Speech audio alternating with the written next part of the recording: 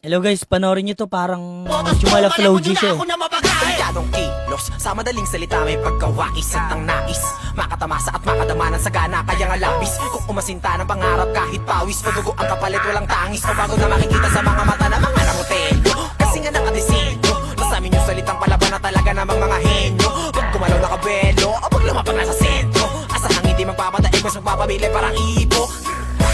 Kahit sa makarating di kayang katiin mga batang na botos, wala kahambing ibang klaseng galing labong maliitin diamante sa dileman ko maituturing ibabalik sa dala naming ningway kasi hindi to peke hindi salamin yung kinang para bang matayog na bitway. Ako ba yung bakulasi? Lihito mo na tagawansi sa tagalan. Damn, man, napaka-angos, diba, chat? Solid talaga, gagi yung angas talaga niya mag-rap, parang ano, hindi ko alam kung catchy ba yung basta ang angas. Sa madaling salita may pagkawais at ang nais makatamasa at makadamanan sa gana, kaya nga labis kung umasinta ng pangarap kahit pawis o dugo ang kapalit walang tangis o bago na makikita sa mga mata